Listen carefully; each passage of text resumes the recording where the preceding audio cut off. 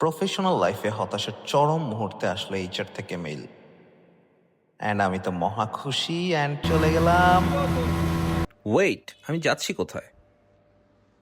Well, শুরুটা ছিল বাসা থেকে অ্যান্ড সোজা চলে যায় সায়দাবাদ বাস স্ট্যান্ড। সেখান থেকে একটা নন এসি বাসে করে সোজা কক্সবাজারের 8 নং জেটিঘাট।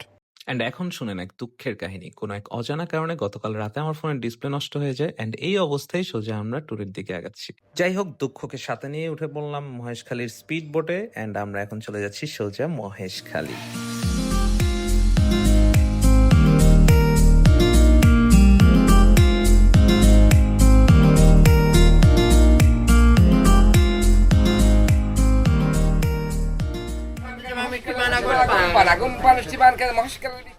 মহেশখালী জেটিঘাটে নেমে হাঁটতে হাঁটতে একটা অটো নিয়ে সোজা আমরা চলে যাই মহেশখালী বাজারে। ক্যাম্পিংয়ের জন্য পর্যাপ্ত বাজার সদাই করে আমরা মহেশখালীর সৌন্দর্য উপভোগ করতে করতে আবারও রওনা হই সোনাদিয়া দ্বীপের জেটিঘাটের উদ্দেশ্যে। আর এই যে দেখতেছেন আমাদের সব বাজার সদাই।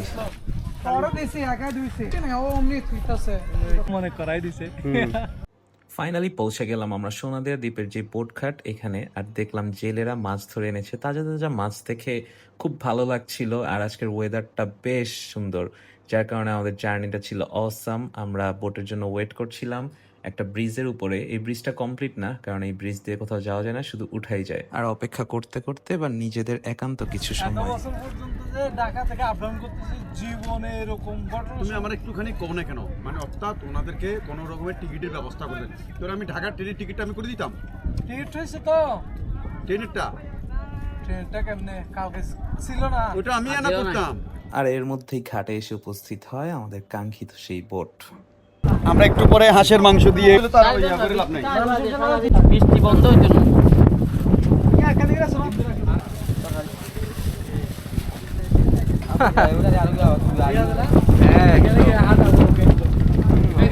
নৌকায় মালামাল উঠাতে উঠাতে একটু ঘাটের পরিবেশটা এক্সপ্লোর করা শুরু করলাম। খুবই মনোমুগ্ধকর, আর ওয়েদারটা আজকের জাস্ট মানে মাশাল্লাহ মাশাল্লাহ। এর মধ্যে আব্দুল্লাহ এসে জানালো that we are ready to go.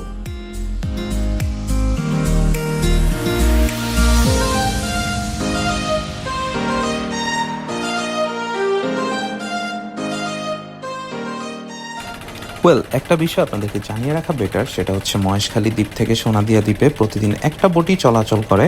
Sonadia দ্বীপ থেকে সকালবেলা বোটটি ছেড়ে আসে মহেশখালীর উদ্দেশ্যে, এবং বিকালবেলা মহেশখালী থেকে বোটটি ফিরে যায় সোনাদিয়া দ্বীপে। আর এই যাত্রায় আমাদের সঙ্গী হয়েছে সোনাদিয়া দ্বীপের একটি গরু।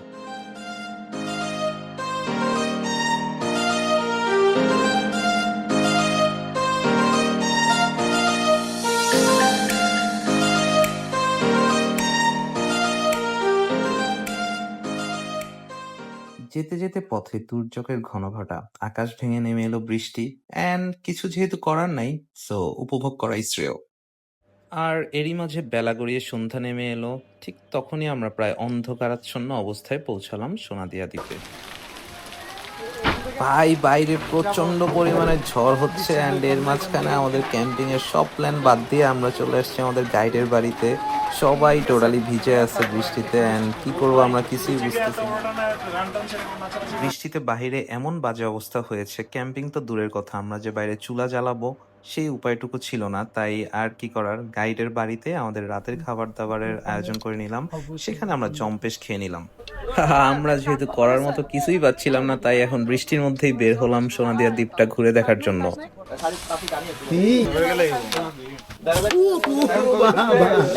ওনাদের ক্যারাম দেখতে দেখতে আমি শিওর ছিলাম যে আমি ওনাদের থেকেও ভালো খেলবো, অ্যান্ড খেলা শুরু করলাম। দ্বীপের মানুষজনের কাছে চরমভাবে হাস্যরসের শিকার হয়ে এবার আমাদের গন্তব্য দ্বীপের অপর প্রান্তে, আর উদ্দেশ্য হচ্ছে কার্ড কেনা। গাইডের বাড়িতে বসে কার্ড খেলতে খেলতেই থেমে যায় বৃষ্টি, তাই আর দেরি না করে আমরা আমাদের ক্যাম্পিং এর যাবতীয় জিনিসপত্র নিয়ে রওনা দিয়ে দিলাম সমুদ্রের উদ্দেশ্যে।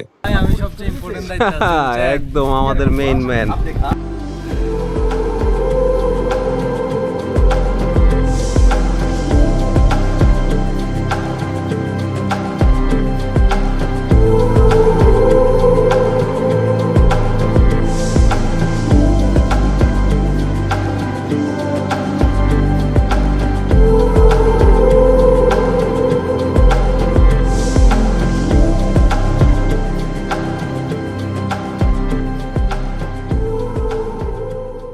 এরই মাঝে আমাদের টেন্ট পিঞ্চ করা শেষ। সমুদ্রে বৃষ্টি না থাকলেও প্রচুর পরিমাণে বাতাস, and বাতাসে আমাদের খুব বেগ পোহাতে হয়েছে তাঁবুটা মাটিতে পিঞ্চ করার ক্ষেত্রে। এখন আমাদের সেই বড় তাঁবুটা গুছিয়ে নেওয়া হচ্ছে রাতে থাকার জন্য। এরপরেই আমরা আমাদের বারবিকিউ করব, চেষ্টা করব, কারণ অনেক বাতাস এখানে, আমরা জানি না কতটুকু সম্ভব হবে। সো দেখা যাক কি হয়।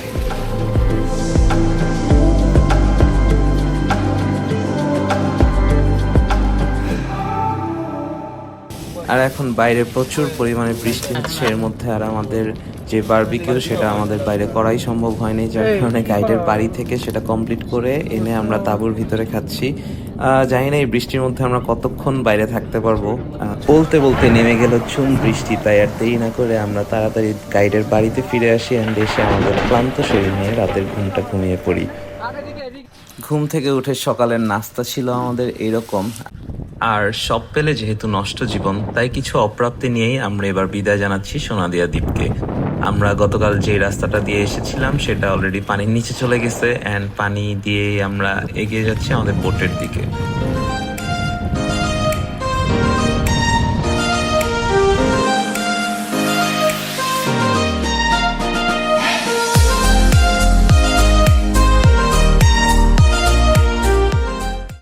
আর যেমনটা বলেছিলাম, সোনাদিয়া দ্বীপ থেকে সকালবেলা একটি মাত্র বোটই মহেশখালীর উদ্দেশ্যে ছেড়ে যায়। অতএব যত কর্মজীবী মানুষজন আছে সোনাদিয়াতে বসবাস করে, তারা সবাই এই বোটেই মহেশখালীর উদ্দেশ্যে রওনা দেয়। আর যেতে যেতে আবারও বৃষ্টি যেন আমাদের পিছুই ছাড়ছিল না এই পুরো ট্রিপে। এত পরিমাণ দমকা বাতাস, বোটে সবাই ছাতা নিয়ে ব্যস্ত ছিল, আমি বরঞ্চ উপভোগ করাটাই বেশি প্রাধান্য দিচ্ছিলাম। অ্যান্ড সবকিছু ঘুরে বিদায় নেওয়ার পালা এখন। বিদায় নেওয়ার মুহূর্তটা আসলেই দুঃখের, কিন্তু সবকিছুকে ছেড়ে আবার যেতে হয়, আবার ফিরতে হয় নিজের জীবনে। দেখা হবে পরবর্তী কোনো অ্যাডভেঞ্চারাস মুহূর্তে, কোনো এক ট্যুরে। সেই পর্যন্ত সবাই ভালো থাকবেন, সুস্থ থাকবেন। আল্লাহ হাফেজ।